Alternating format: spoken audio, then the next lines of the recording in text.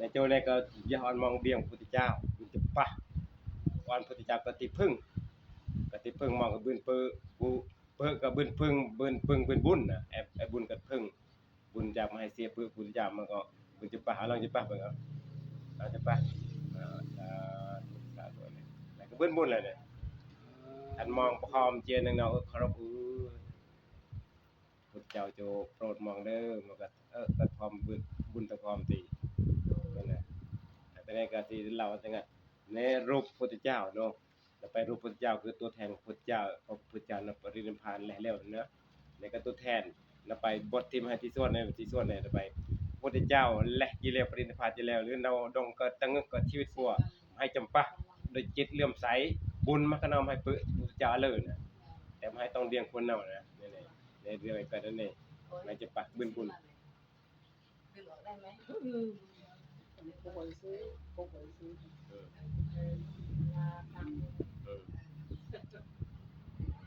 แต่เนี้แล้วก็มวยก็เรื่องเนี่ยเรื่องคุณของพุทธเจ้าเนาะพุทธเจ้านั่นก็คุณอะไรไหนมาเกิดเรื่องไปคุณอภอแม่อนุมาให้แม่เนาะแล้วก็ปานออมมาหน้านึงให้แม่น่ะไม่นเซียนนตุกนั่นแน่ออนวิยะมาให้ออนนาคีนั่นแน่เนี่ยแม่อนุมาให้น่ะคันออนให้บ่เรื่องอนุแม่ก็โอ้ยก็อยากกลึ้งแต่คันมองเดียงคุณพุทธเจ้ากลึ้งว่าแม่มาให้ได้ว่าแม่อนุมาให้เนี่ยนำมักมาให้ก็มักมาให้มักก่อนเนาทั้งพี่ทั้งนี่จำทรายมาให้น่ะหรือป่วยที่เนามักเนาะจำทรายตั้งแต่ๆเนาะก็มักเนาะแต่ว่ามักบิเบี้ยเนี่ยแต่ว่าพุทธเจ้ามักทั้งแท้ได้ทั้งโลกเลยอาจจะเทวดาทั้งเส้นเลยเราประเสริฐก็ว่าแล้วก็เกิดปัญญาคลึงก็ว่าแม่นนะปัญญาที่สิจอยกุยตกไปในจอยบึนคลึงนี่ก็อ่อนอนุอแมมให้จิจอยกุยแต่นะบึนจอยบึนนำหน้าแต่พุทธเจ้านี่จอยบึนทั้งโลกเลยสาธุขัดประทับใจกับสาธุนะขัดประทับใจก็เริ่มเก็บข้อมูลอันนี้เกี่ยวกับพระพุทธเจ้านะก็คุณคลึงแรงไปคุณพุทธเจ้านี่โอ้ยกลึงไปอ่อนโกยที่ฉลาดที่สุดเรียงคนพุทธเจ้าเนี่ยแล้วไปเว้าปืนพุทธเจ้าเนี่ยมวยปันมวยหมื่นเนี่ยเว้าแต่ปืนแต่พุทธเจ้าไม่องค์นะเว้าจอยกันเนาะจนเสร็จอายุมวยหมื่นก็มอมวยร้อยก็มอก็ปดิ้งเสร็จเลยคุณกลึงน่ะแต่คุณพอแม่อนุให้เนี่ยเว้าบางทีก็สดนั่นน่ะเด้ในกลึงมานานแต่คนพุทธเจ้ากลึงก็ว่าเพราะอนุแม่มาให้ก็อาศัยธรรมะพุทธเจ้าที่เนาบืนโจเดียงโจเตโจอนุมาให้ก็ธรรมะจีวัตจีวาก็ธรรมะของพุทธเจ้าทั้งเสร็จเลยพุทธเจ้าเกิดโจเกิดจอยออนมาให้เกิดบุญเกิดกุศลเกิดธรรมะเกิดปนัยออกปนัยซ้ำนะคุณพุทธเจ้าจึงกลึงว่าแม่อนุมาให้ยังกลึงยังแรงเลยในคุณของพุทธเจ้ามองกันจังงัดเนาะเพื่อมองเพื่อพุทธโรคที่บืนเนี่ยแล้วก็บืนเพื่อตั้งหนักก็บืนบุญตั้งกี้เพื่อก็โอ้ประทับพร้อมนึงเนาเกิดปนัยออกปนัยซ้ำป่วยเกิดกิเลสเกิดปนัยเหาะปนัยโลภอุ้ยออกกรอบๆอย่างบนนาสิเกิดบนเดี๋ยวเป็นระยะก็ได้อันนี้เกี่ยวกับคนพุทธเจ้าเนาะแล้วก็บ่เรื่องไตเติ้ลเนาะเกี่ยวกับในให้จำปะพระตัวแทนของพุทธเจ้านะไอ้ก็เรื่องมวยเนาะเรื่องที่ไปอีนางมวยกี้แล้วป่วยทุกข์ยากนะปกติตอนพุทธเจ้าปรินิพพานกินหนึ่งเรื่องหนึ่งพระไตรปิฎกหนึ่งคัมภีร์เนาะแล้วก็พระพุทธเจ้าปรินิพพานไปแล้วก็ตัวแทนที่ลึกของพุทธเจ้าถึงห่างเนาะพระบรมสารีริกธาตุนะแต่มาให้เกิดพระพุทธรูปนี่ก็ตัวแทนของพุทธเจ้าไม่ก็บืนโดจำปะบืนบุญกุศลเจดีย์นะตัวแทนของพุทธเจ้านำให้บืนบุญกับบืนบุญน่ะพุทธเจ้ากั่วคือเจดีย์ห่างเนาหรือรูปภาพเนาหรือพระพุทธรูปก็แล้วแต่หรือสัญลักษณ์ใต้ๆนะนั่นมองการเกียรติทั้งว่าแต่สิเปิ้รูปเปียลบัวแทนสัญลักษณ์ของพุทธเจ้าแท้ใดดอกบัวเปียลบัวก็บานไอ้นะมุขมัดของพุทธเจ้าไอ้เบิกบานไอ้แจ่มใสไอ้บริสุทธิ์เกิดปานายเหาะปานายในไอ้กล้วยที่ไอ้เกิดกิเลสเบิกบานบ่พร้อมคนนึงก็ต้องจู่ๆนะในคุณของพุทธเจ้าแต่ในนางเนี่ยก็เราก็ปิยะบูชาคุณของพุทธเจ้าเปลี่ยนลองจีบูชาแต่เนาะทุกอย่างเนาะกล้วยไตบุญเปลี่ยนบัวปกล้วยไตบางทีเนาะก็จะต่างกี่ตัวหรือเนาะจกบัวได้เนาะก็แตะจกนางเนี่ยพวกก็เรามานอนน่ะ ป่วยทุกข์ยากนะก็เจ็บปะตะเปียละนองเปียละนองนั่นไปนึงก็พี่ไปเปียละนองที่ก็ได้ไปแอแล้วเราก็ทุกข์ยากเปียละนองตอนแรกก็เปิ้ก็ไอ้นี่เปียละนองก็ซ้ำกันก็ไตรพร้อมนะเบี้ยนะไตรพร้อมก็ขึ้นไปกูไตรเจบูชาเจดีย์แอเปียบัวเป็นเจบูชาเจดีย์เนาะมาให้เปิดเกิดนอมเราเปียเลยก็ซ้ำแล้วให้เปิดก็ซ้ำกันแล้วเปิดก็พร้อมแล้วก็เพื่อจะให้เจบูชาเจดีย์เลยตะจะเป็นปอนเปียละน้องเรื่องนี่นะเปียโตไว้เนาะมันเปียเรื่องไกลเด้เปียนึงเปียโตไว้ก็คือต้องเปียที่เนาะดังนั้นเราก็กันเจียเป็นปอนเปียแล้วกันเจจีบูชาเจดีย์ทั้งสมมุติว่าเจดีย์กว่าทั้งวัดก็ยักเจียมระวังกันหน้าหลังจากเจียมัวแต่กึดไปจีบูชาเจดีย์ก็ไอ้เพลโกก่อนย่อมน่ะจะเจริญแหละต้องตะเจดีย์ตัวน่ะต้องบุญจิปะเจดีย์ตัวน่ะและประคอมเรากึดเปิดไปจีบูชาเจดีย์นี่จิตคือไอ้เกิดบุญเลยเด้จิตก่อนจะให้บืนบุญแล้วขณะที่อ่อนกับบืนบุญอ่อนมือแล้วกับบืนบุญนี่ไอ้บืนกับระยะเด้ให้สิจะว่าบุญไอ้บืนบุญแล้วให้เตรียมที่ว่าตัวนี้ก็บืนบุญแล้วให้ว่าบุญอ่อนตาลว่านั่นแล้วปานใดอ่อนนี่ก็บืนขณะที่ว่าเสร็จแล้วให้กึดเปิดมาให้บืนว่าแล้วกินนี่พอๆเถิดในนางดึงมันว่าตัวน่ะกำลังกึดสิว่าแล้วกันยักเกียต้องเตะเจดีย์และโยมและจะเกิดนางฟ้าเลยเด้อำนาจที่ให้เกิดไปที่จะบูชาจะปะเจดีย์นะมองจะปะนี่ก็บุญจะปะอะไรได้นี่นางบุญบุญจะปะนั่นน่ะเกิดว่าที่จะปะเจดีย์จะปะตัวแทนพระเจ้านี่ก็บุญนั่นก็แลจะเกิดนางฟ้าเกิดนางฟ้าแล้วพอจะเกิดนางฟ้าเกิดฟ้านางสวรรค์นี่เกินบนในสวรรค์ที่เกิดบนพระอินทร์กู้มองเด้งให้พระอินทร์เรียกแต่พระอินทร์แต่บางกวยเดียงก็กี้เนี่ยบางกวยเดียงก็เนี่ยพระอินทร์คือไอ้จะเนาะสีเขียวพระอินทร์สีเขียวนะไอ้เดียงก็ได้บอกเจ้าว่านึงปัจจัยประดอกก็ต้องชัดมันน่ะแต่อาตมาก็จะงัดเจ้าไปพระอินทร์ก็ไอ้นกก็สีเขียวนึงจะน่ะสีเขียวแบบนับตะแก้วมรกตเคยฟังนั่นนี่เขียวๆนั่นก็น่าเต็มดีจังงั้นเองจังงัดเขียวๆพระอินทร์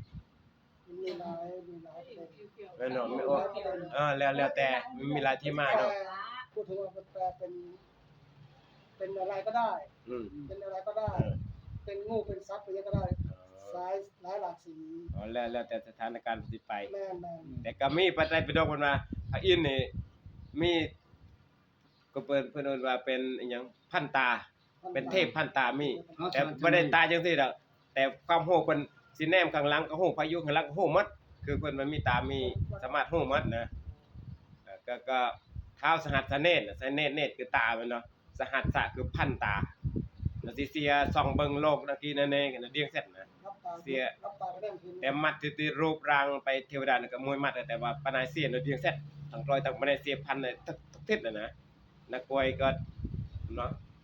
นั้นพรหมสีตาเนาะสีหัวปนปลอเนาะพรหมสีหน้าเนาะ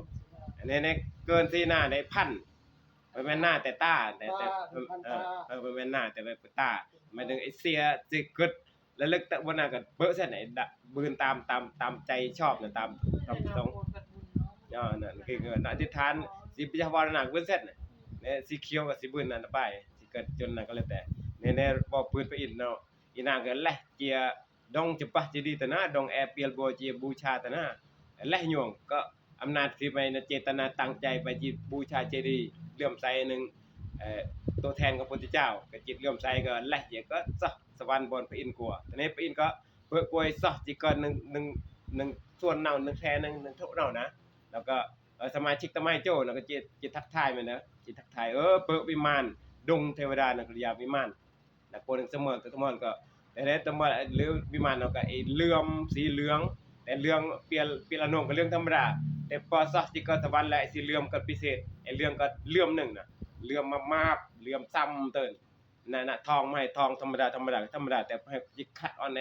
ไอ้ละลังเติ้นมันน่ะก็ซ้ำซะเติ้นนั่นน่ะสีเหลืองของอันว่าแปลงประกายเฮ้ยนะเปลี่ยนสีเหลืองของอนงพอจิก็สวรรค์น่ะก็บนสวรรค์ไอ้สิเหลื่อมซะเติ้นซ้ำเติ้นวิมานและเครื่องประดับวิมานในสวรรค์ก็นั่นเนาะเกิดกระดิ่งเกิดเปลี่ยนเกิดไอ้ประดับดุงประดับวิมานสีเหลืองซ้ำซั่นน่ะไปอิจิเบอร์เนาะก็เหมาะเว้ย มองมาบุญเนาะโจไอ้วิมานมองซ้ำมาเลยนะจะย่องนะไอ้นางก็แล้วก็เอาแอร์ย่อๆเนาะนางก็ต่อไปขน้อยบุญว่าบุญหลักลึงแค่ตั้งใจสิจีบูชาเจดีย์ปุยเตยเนาะแอเปียลบัวจีบูชาเจดีย์นั่นคือนั่นแน่แต่ขน้อยประกันเรามาเนาะตกยากเลยนั่นแหละประมาณนี้นะแล้วก็เพิ่นแต่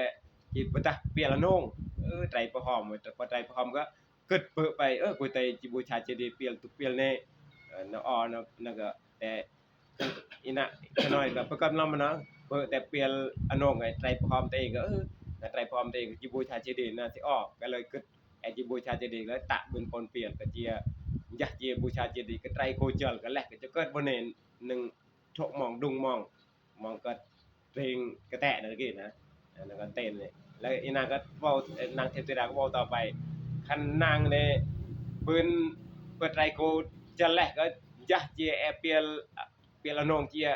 ดะบูชาเจดีย์จะปะเจดีย์ตามความปรารถนาตามต้องการตามบิจบูชาเจดีย์คันบุญบูชาเลยเนี่ยบุญจิตเจดีย์บุญบูชาเจดีย์เลยไอ้ดุงวิมานของ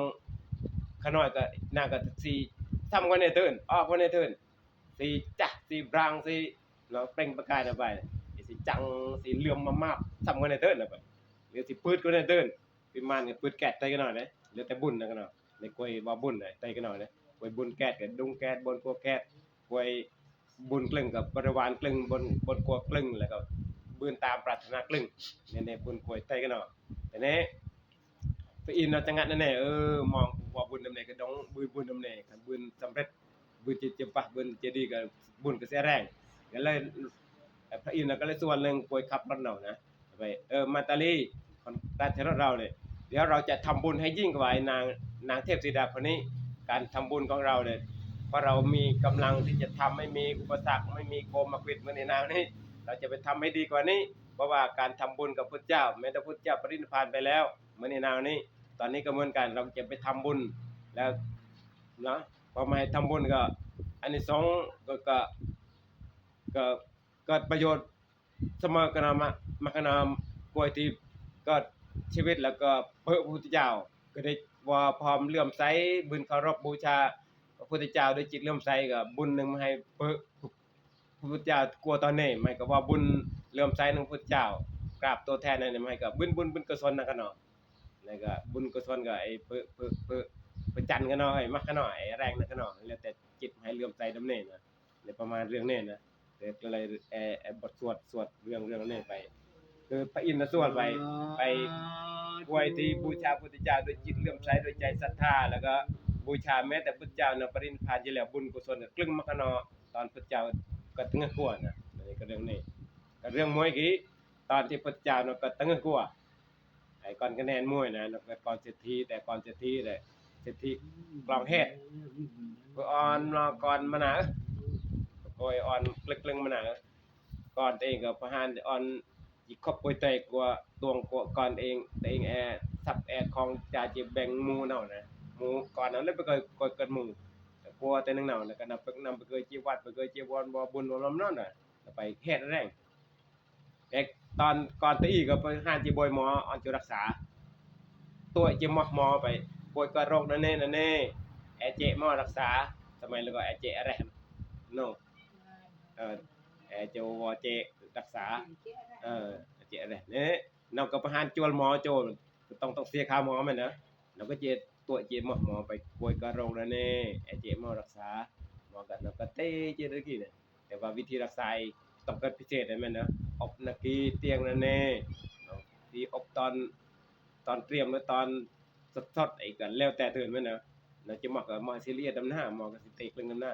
แล้วจะอบก็รักษาโรคอ่ะไปอาจารย์ไปโรคพร้อมเหลืองไอ้ป่วยไอ้เรื่องไอ้ประเกิดอันนี้นะไอ้ประเกิดห้ามกันเนาะสุดท้ายก็ประเกิดห้ามรุ่นก็ไอ้สวีทแซงประเกิดกำลัง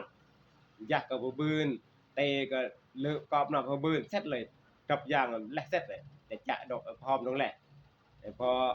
ไอ้สิแลกปุ๊บนอกก็อ่อนก่อนจิมิทั้งเต้าตุเต้าดุ้งคันมี1ดวงปุ๊บก็จะเยี่ยมนะแซมตาจะเยี่ยมกับปื้อดุงตัวเองก็ตกกันในก็ประก็แย่งกลึงก็ป่วยบ่อยากบืนนั่นน่ะอาจสิบ่อยาก มันตัวเจียวเบอแล้วนั่นไปตวงป่วยเจ้าตาเจ้าเบอสมบัติเองเนี่ยตาหรือไปอยากบืนนะกินนั่นเองไปอยากรำคาญป่วยเจ้าเยี่ยมนะย้อนในเพ้อดีกว่าไอ้คอนโดจิมิทั้งเต้าตัวทั้งเต้าก็ไอ้เต็ดกันนั่นเองสมมุติเต็ดกันนั่นดึงมองเลยแม่นะเต็ดกันนั่นก็ก่อนก็มีไประเบียงแต่ว่าณเตียงก็บืนแล้วแต่เกิดบนมีนะอันนี้บุญของก่อนคะแนนเนี่ยเกิดตอนตะอีตอนตะกอกตอนที่โกนนึงอนุแล้วอนุเพิ่นนำจีว่าบุญว่ากุศลเนี่ยไอ้ปานไหนพระอ้อยโจดลบันดาล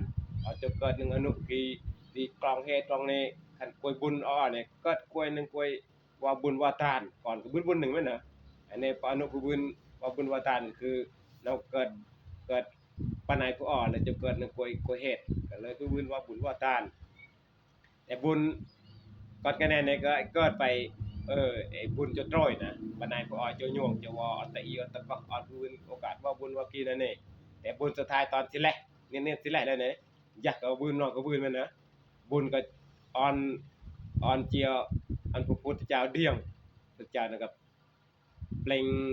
ยานขายยานเนาะขายพยานตรวจสัตว์โลกไปในจิก็ได้ต้องการออนพุทธเจ้าจิจ้อยนะพุทธเจ้ายงปรางแล้วก็สิตรวจเบิ่งสัตว์โลกไปก็ได้ไงในก็ทุกข์ก็ยากแล้วก็ต้องการออนพุทธเจ้าจิจ้อยแล้วก็บุญออนพุทธเจ้าจิเปิ้นะบุญก็เจียดลบันดาลเจียโดยญาณของพุทธเจ้าหนึ่งบารมีของพุทธเจ้าแล้วก็พุทธเจ้าก็เปิ้ก่อนคะแนนเนี่ยอันก่อนคะแนนเนี่ยพื้นเปิ้พุทธเจ้าแล้วก็สิเกิดโพหอมหนึ่งจะรูปร่างของพุทธเจ้าไอ้กวยประกฏกิเลสมันนะมุกมัดตามุกมัดนั่นนี่เปิ้แล้วก็ไอ้พอบสอบอ้อมน่ะแม่นเปิ้อยากเปิ้นี่มันนะเปิ้อยากไอ้ต้วงคันเปิ้พระพุทธเจ้ารูปร่างมุกมัดนั่นนี่เนาะก็โพหอมแล้วก็สิเกิดจิตเกิดศรัทธาเกิดปานายมักปานายจิตเลื่อมใสใจศรัทธาบิยะจำปะบิยะตอนรับขันกวยปกตินะแต่ก่อนคะแนนเนี่ยก็พอไอ้จิตอ่อนพุทธเจ้าเดียงแล้วพุทธเจ้าก็โจตอนรามโจบิณฑบาตแต่มันจะบิณฑบาตก่อนคะแนนเนี่ยกนายผ่านเพื่อนพุทธเจ้าโจอ่อนก่อนคะแนนเนี่ยอ่อนก่อนคะแนนบุญก่อนคะแนนทิฏฐินะบุญเปิ้แล้วก็สิเกิดบุญเกิดกุศลเกิดจิตศรัทธาจิตเลื่อมใสหนึ่งพุทธเจ้าก็โจบิณฑต่อเจก็ต่อจิตบ่ได้นะแต่ผ่านดุงก่อนคะแนนเนี่ย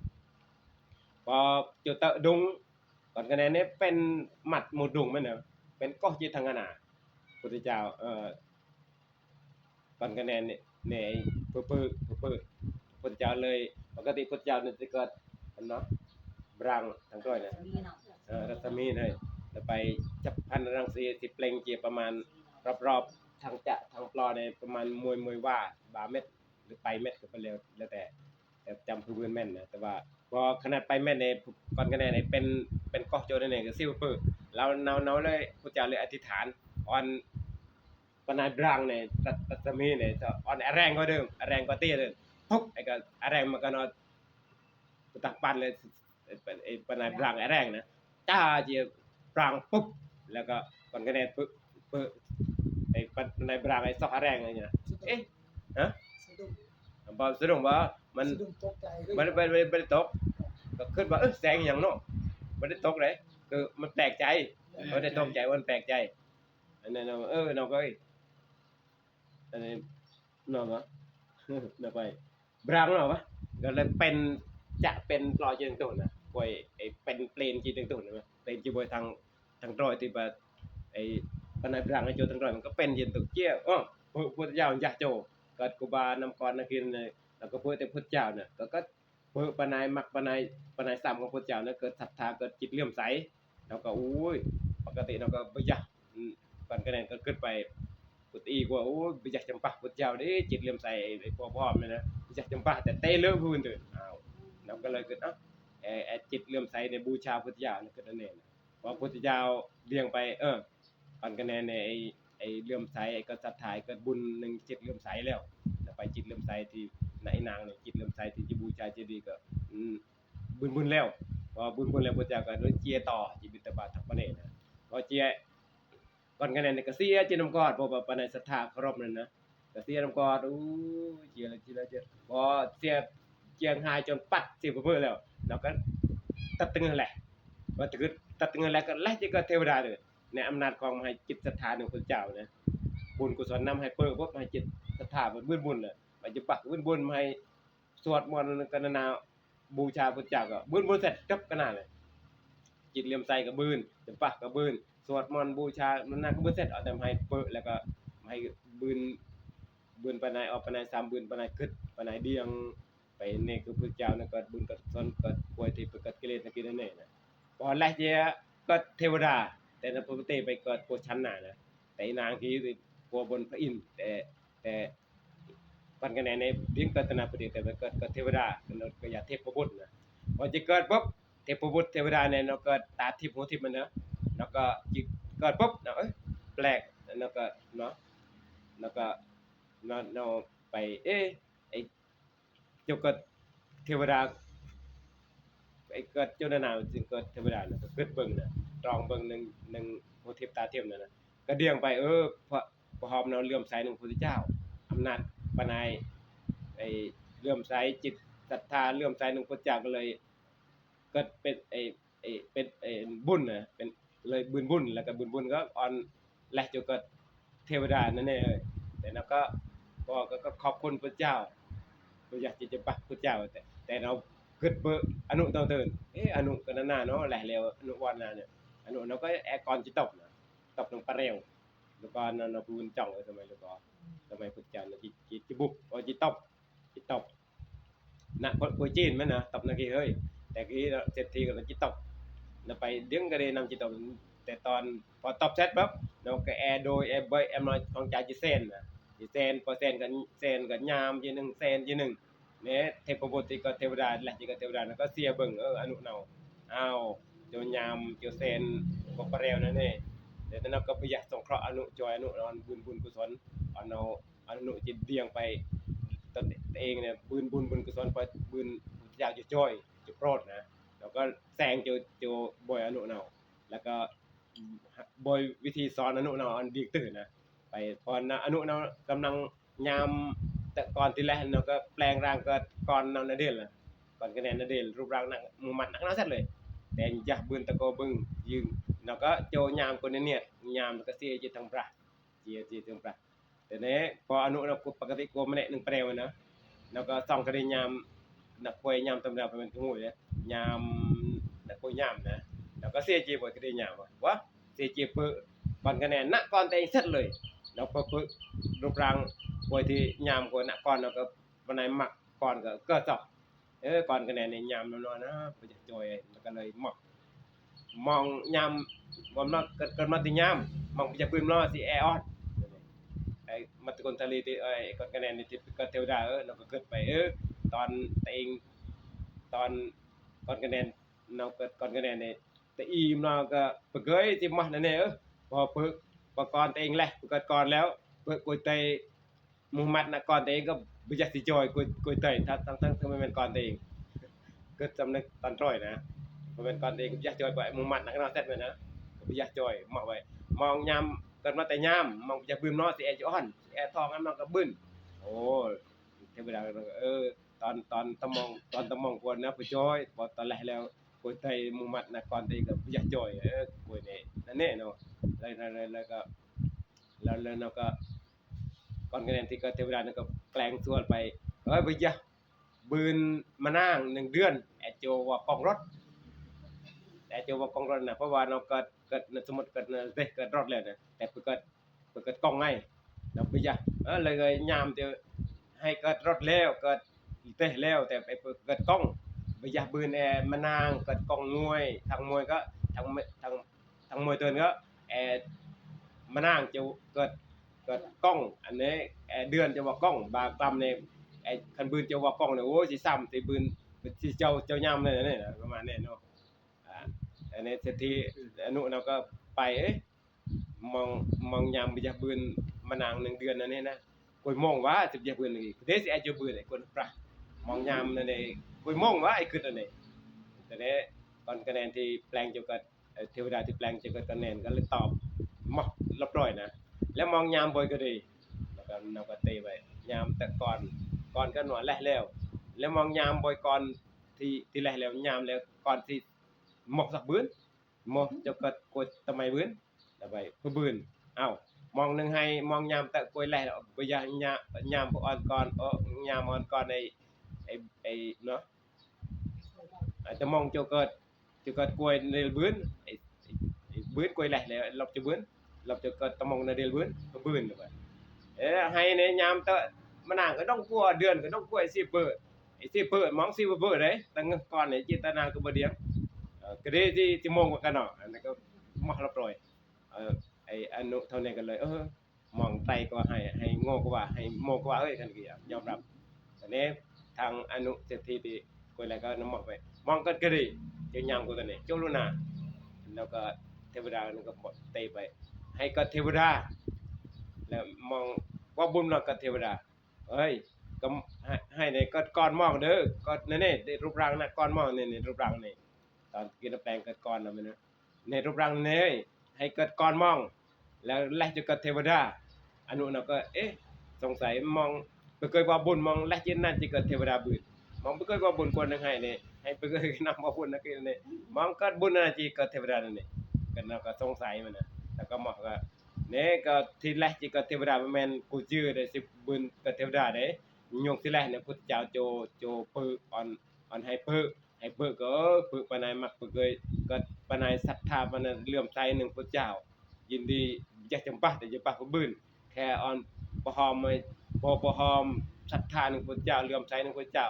แล้วก็แลเยียตอนที่ก็เลยจิตเลื่อมใสที่ก็เกิดบุญนะเกิดบุญก็ไอ้สวรรค์ตอนแรกอันนี้แล้วก็บอกว่าโน่นนั่นจังโน่นแล้วก็ดำเนก็บุญบ่เพิ่นเคยออนทานเพิ่นเคยใส่บาตรเพิ่นเคยนอนมานอนเพิ่นเคยจิวัดเพิ่นเคยจิตงัดธรรมเพิ่นเคยจิปฏิบัติกรรมฐานนอนแล้วก็แค่ว่าพร้อมอันในเลื่อมใสศรัทธาในพุทธเจ้าก็และจิก็เทวดาสวรรค์บุญนั่นเองแม่นบ่นี่นะก่อนที่แปลงร่างเกิดก่อนเราก็เทวดาที่แปลงร่างเจ้าก็เตไปมองไปอยากก็เทวดาอยากบุญมันก็เจียก็มองประแยงมองก็เศรษฐีก็ประแยง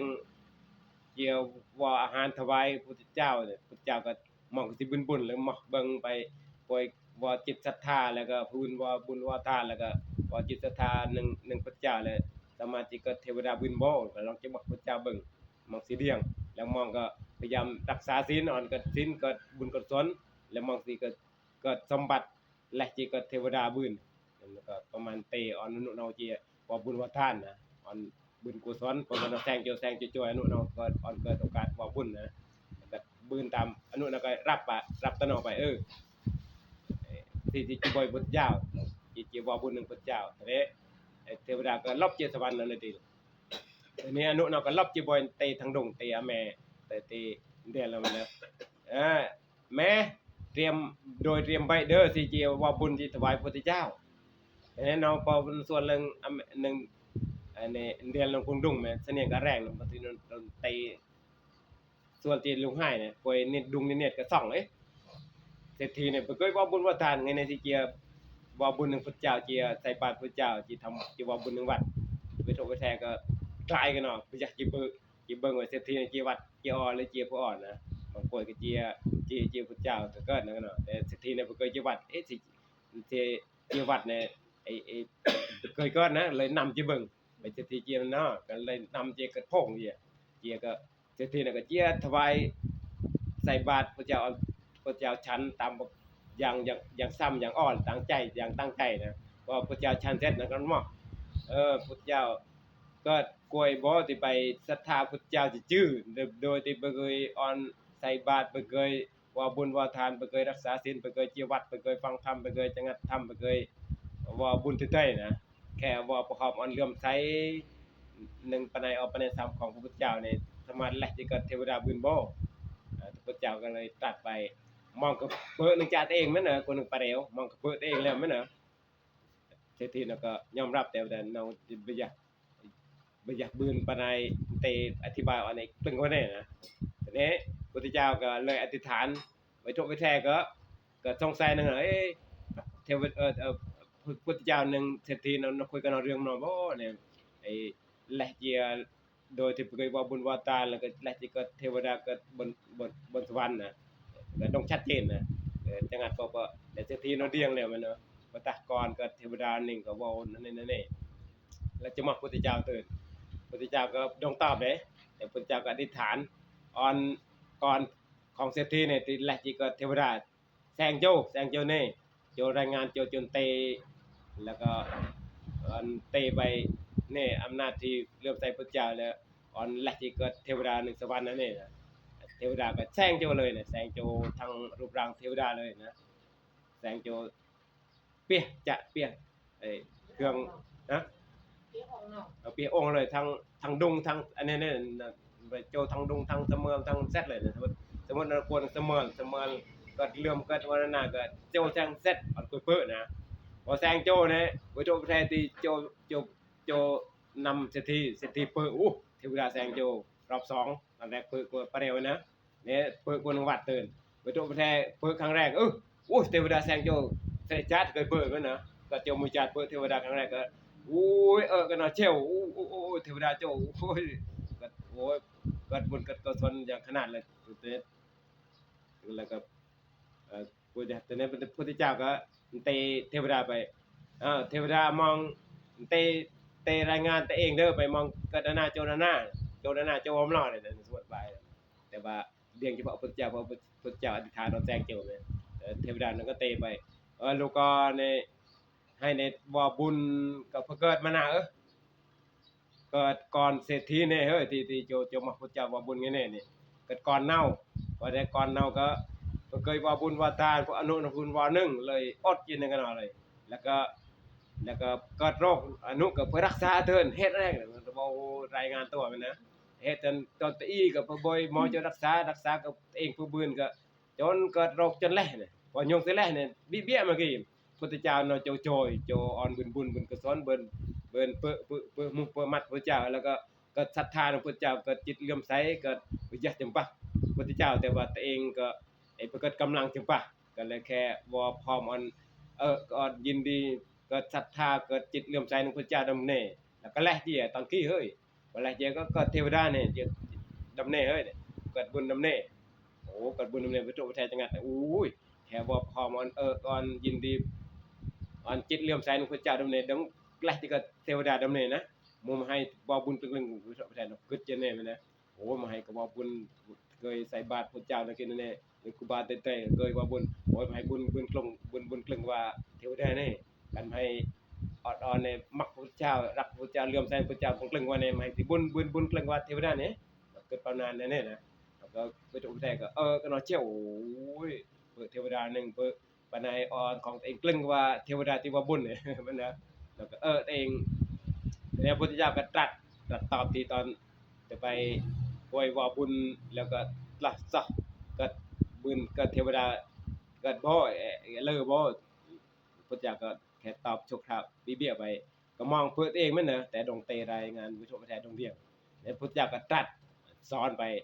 ธรรมดาที่เคยว่าบุญว่าทานแต่แค่ว่าพร้อมอ่อนมักพุทธเจ้าเลื่อมใสศรัทธาเลื่อมใสพุทธเจ้าจื่อๆนี่บ่แม่นเฉพาะไอ้ก่อนก็แน่ในมื้อนี้ที่ละจิกเทวดาเด้อโกยเตยมื้อร้อยมื้อพันมื้อหมื่นมื้อแสนมื้อโกดมื้อล้านนี่นับเพิ่นกลึงว่านี่เรื่องแรกโกยบุญพระพุทธเจ้าพอพุทธเจ้าเกิดโจรในโลกเกิดจอยอ่อนโกยบุญกุศลเกิดสติเกิดปัญญาอ่อนเกิดกิเลสสุดท้ายก็ต้องเวียนตายเวียนเกิดเสร็จเนาะสุดแต่ป่วยที่เว้าเนี่ยเฉพาะบุญธรรมดาเกิดบุญที่อันละที่เกิดเทวดาแต่บุญที่เกิดศีลสมาธิปัญญาอีกกลึงว่าในเตือนเกิดปัญญาพออ่อนเกิดกิเลสจนบรรลุบ่ต้องเวียนว่ายบ่ต้อง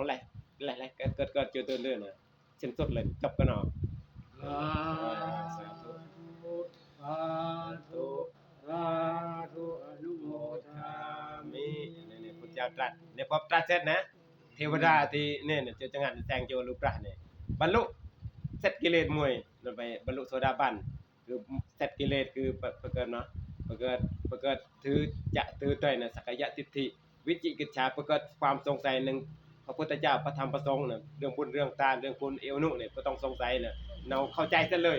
บรรลุธรรมในเกิดปัญญาเดี่ยงไปพ่อแม่ก็อนุแม่ก็คุณนะกี้พระพุทธเจ้าก็คุณในพระธรรมเนี่ยเข้าใจจนสามารถและเต้นพุทธเจ้าและเต้นโกยตำหนิพระธรรมก็ได้ตำหนิพระสงฆ์ก็ได้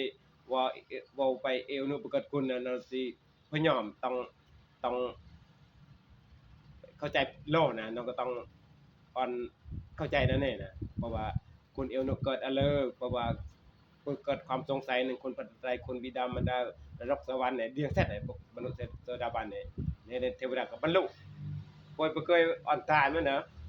บ่เคยอ่อนตายหนึ่งชาตินี่สิจื้อแต่ว่าชาติที่แล้วน่ะเคยบ่บุญกันบุญเตี้ยไอ้ดงไอ้เกิดกว่าโจรนำกอดจอยจอยอ่อนพระพุทธเจ้าจอยๆมั้ยนะบุญไหนอันนี้ประกาศบุญเนี่ยพุทธเจ้าสิจอยๆมั้ยนะบุญดลบันดาลพระพุทธเจ้าโจโปรดอ่อนเปิกมุหมดเปิดมัดบุญเตี้ยไอ้จอยชาตินี้ผู้บุญอ่อนตานบ่เคยรักษาศีลก็อะเลยแต่ว่าชาติที่แล้วน่ะเคยแล้วก็บุญอ่อนบรรลุธรรมแม่นสิจื้อสิบรรลุธรรมเนี่ยอันเคยที่เจริญกรรมฐานที่เคยจะงัดธรรมะอย่างในหลุดจัดที่แล้วจัดยุ่งๆอยู่นะบุญที่ใหญ่เกิดกว่ายังจะงัดพุทธเจ้าตรัสว่าควยศรัทธาพุทธเจ้ามวยยางจิตเลื่อมใสพุทธเจ้ามวยยางบุญแต่เคยว่าในจัดนี่มวยจัดแค่มวยจัดแต่จัดที่แล้วก็ไอ้จ้อยบื้นจ้อยนุ่นกันเนาะจ้อยปุ๊บจะงัดก็ดิ่งเรื่องก็บรรลุธรรมบุญที่ไอ้จ้อยนึงแล้วก็จัดตะไมก็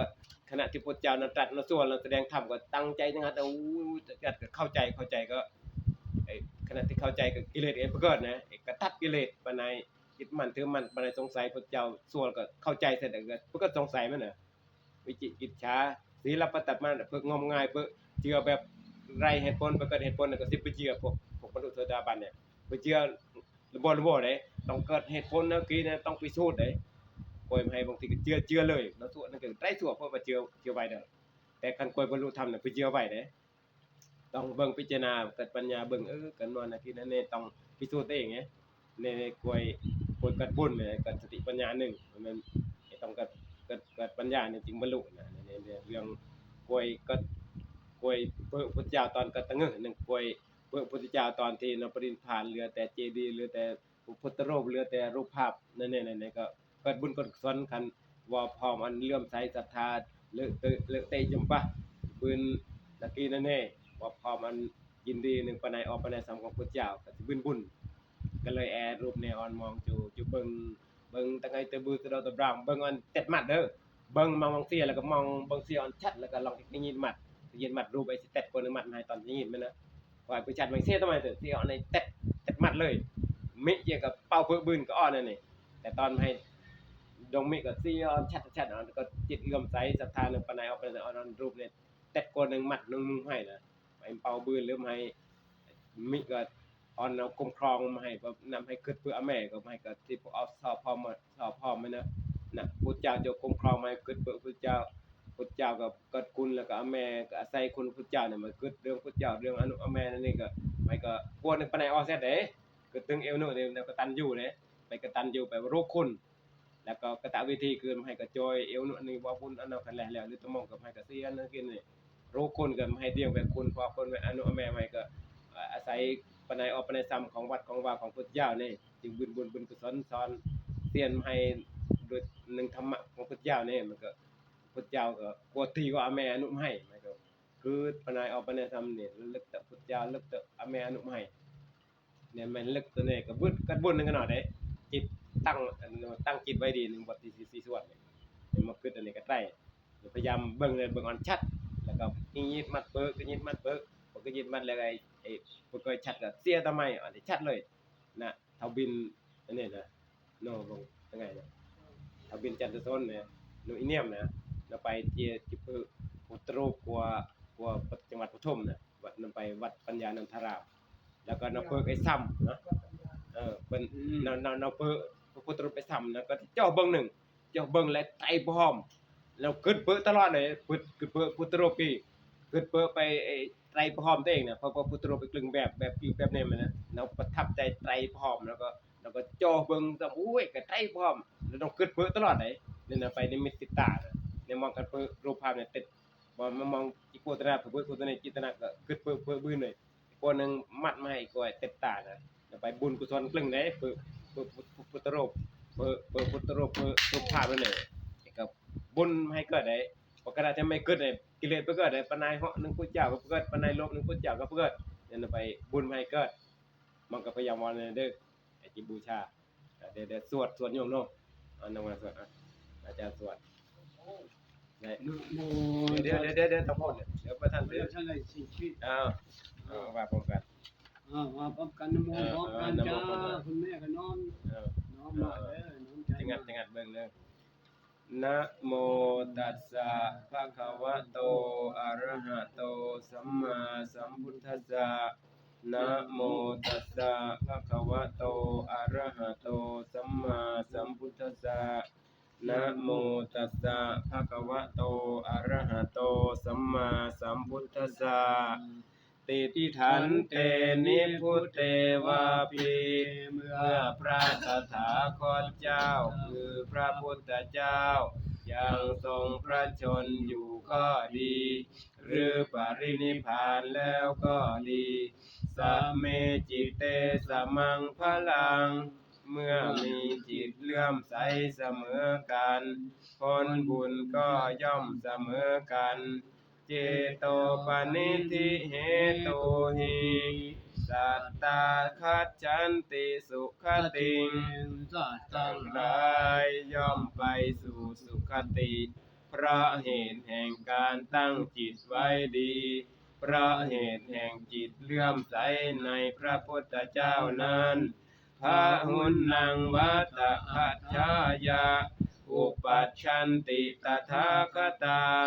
พระตถาคตเจ้าทั้งหลาย คือพระพุทธเจ้าทั้งหลายทรงอุบัติเกิดขึ้น เพื่อประโยชน์แก่ชนหมู่มากยะถาการังกริตวานะสักขังคัจฉันติทายกาติทายกทายิกาผู้ทำบุญทั้งหลายกระทำสักการะบูชาในพระตถาคตเจ้า คือพระพุทธ พระ เจ้า เจ้าย่อมไปสู่สุคติโลกสวรรค์ดังนี้และสวดเพื่อยืนยันไปสวดเพื่อยืนยันไปในรูปร่างที่พระเจ้าปรินิพพานแล้วให้จำปาเกิดจิตเลื่อมใสกับพื้นบุญเนาะกันนะป่วยเพื่อพระเจ้าตอนเราก็ตึงหัวนะอันนี้สวดบทยืนยันตัวเองไปสิแอพระเจ้าก็ที่พึ่งที่ระลึกเพื่อให้เกิดบุญเกิดกุศลนะวอนกว่าเต้นนะว่าบอนกว่าเด้อพุทธังสารนังคัจฉามิจำปาเด้ พุท ทางสารนังคัจฉามิข้าพเจ้า ข้าพเจ้า ขอน้อมรับเอา ขอน้อมรับเอา พระพุทธเจ้า พุทธเจ้า ว่าเป็นที่พึ่ง ว่าเป็นที่พึ่ง ที่ระลึกถึง ที่ระลึกถึง ที่เคารพกราบไหว้ ที่เคารพกราบไหว้ ให้ได้บุญได้กุศล ได้บุญได้กุศล ธัมมังสารนังคัจฉามิ ธัมมังสรณังคัจฉามิ ข้าพเจ้า ข้าพเจ้า ขอน้อมรับเอา ขอน้อมรับเอา พระธรรม พระธรรม ว่าเป็นที่พึ่ง ว่าเป็นที่พึ่ง ที่ระลึกถึง ที่ระลึกถึง ที่กราบไหว้บูชา ที่กราบไหว้บูชา เพื่อให้ได้บุญได้กุศล เพื่อให้ได้บุญได้กุศล สังฆังสารนังคัจฉามิ สังฆังสรณังคัจฉามิ ข้าพเจ้า ข้าพเจ้า ขอน้อมรับเอา ขอน้อมรับเอา พระสงฆ์ว่าเป็นที่พึ่ง ว่าเป็นที่พึ่ง ที่ระลึกถึง ที่ระลึกถึง ที่เคารพกราบไหว้ ที่เคารพกราบไหว้ เพื่อให้ได้บุญได้กุศล ให้ได้บุญได้กุศล ทุติยัมปี ทุติยมปี พุทธังสารนังคัจฉามิ สังสรณังคัจฉามิ ทุติยัมปี ทุติยมปี ธัมมังสารนังคัจฉามิ ธัมมังสรณังคัจฉามิ ทุติยัมปี ทุติยมปี สังฆังสารนังคัจฉามิ สังฆังสรณังคัจฉามิ แม้ครั้งที่สอง แม้ครั้งที่สอง ข้าพเจ้า ข้าพเจ้า ขอน้อมรับเอา ขอน้อมรับเอา พระพุทธเจ้า พุทธเจ้า พระธรรม พระธรรม พระสงฆ์ว่าเป็นที่พึ่ง เป็นที่พึ่ง ที่ระลึกถึง ที่ระลึกถึง ที่เคารพกราบไหว้ เคารพกราบไหว้ เพื่อให้ได้บุญได้กุศล เพื่อให้บุญได้กุศล ตติยัมปี ทุติยมปี พุทธังสารนังคัจฉามิ พุทธสรณังคัจฉามิ ทุติยัมปีตติยัมปี ตติยมปี ธัมมังสารนังคัจฉามิ ธัมมังสรณังคัจฉามิ ตติยัมปี ตติยมปี สังฆังสารนังคัจฉามิ สังฆังสรณังคัจฉามิ แม้ครั้งที่สาม แม้ครั้งที่สาม ข้าพเจ้า ข้าพเจ้า ขอน้อมรับเอา ขอน้อมรับเอา พระพุทธเจ้า พระพุทธเจ้า พระธรรม พระธรรม พระสงฆ์ พระประสงค์ ว่าเป็นที่พึ่ง ว่าเป็นที่พึ่ง ที่ระลึกถึง ที่ระลึกถึง ที่เคารพกราบไหว้ ที่เคารพกราบไหว้ เพื่อให้ได้บุญได้กุศล ให้ได้บุญได้กุศล พุทโธเมนาโถ พุทธโมเมนา พระพุทธเจ้าเป็นที่พึ่งของข้าพเจ้า พุทธเจ้าเป็นที่พึ่งของข้าพเจ้า ธัมโมเมนาโถ ธัมโมเมนาโถ พระธรรมเป็นที่พึ่งของข้าพเจ้า พระธรรมเป็นที่พึ่งของข้าพเจ้า สังโฆเมนาโถ สังโฆเมนาโถ พระสงฆ์เป็นที่พึ่งของข้าพเจ้า พระสงฆ์เป็นที่พึ่งของข้าพเจ้า ตั้งแต่บัดนี้ แต่บัดนี้ เป็นต้นไปเทิน เป็นต้นไปเถิดสา ธุ ธุ สาธุแล้วเจ้าเป็นที่พึ่งพระธรรมพระสงฆ์เป็นที่พึ่ง การหายวัน อ้า ไหน วรับไปเอารับ ก็แข็งแรงทั้งวันทั้งคืน รับเอาบูชาเด้อเจตลึกเปิดเสียตั้งไงจะตะบื้อจะตะบร่างเลย ตอนเราก็มันก็เสียตอนตั้งไงอันชัดอันแล้วก็กึดเปิดเนาหนึ่งพร้อมเจตจนมิแล้วไงจะเลยแล้วไปพระเจ้าคุ้มครองแล้วพออนุอแม่ก็กวนเนี่ยเสร็จจะบูชาเด้อสาธุแล้วก่อนเจ้าโจก็นำมันจะบังเสร็จเด้มองจะป่าเด้อป่าปุพระเจ้าก็บุญก็กุศลแล้วก็อธิษฐานอันครอบครัวโกจะแงจะเงิมเตกระเดโจอันจะป่าเสร็จเด้แขกโจเตอันจะป่าเสร็จจะป่าแล้วบุญนี่บุญก็อธิษฐานบุญนักกินในแอเตงเดี๋ยวเอาไว้อันนึงให้เจ้าสวดไปบูชาให้ลูกหลานบวชเดี๋ยวไอ้ดีจิเทินมือดุงแต่เด้สิอ่อนเอาก็เอามองลูกลงโจก็จิตบาดุงเลยดุงโกตัวเนี่ยจิเทินจิจังงานนึงอ้อยหน้าเทินเดี๋ยวไปบ้านมีทาง อ่านบื้นบ่ อันบืนเนื้อก็บืนเนื้อ เอาค่อยๆแกะอันก็เนี่ยเจ้าโจก็อ่อนเจ้าอันนี้อ่านอันจะงัดมันก็จำทีหนึงสวดทีหนึง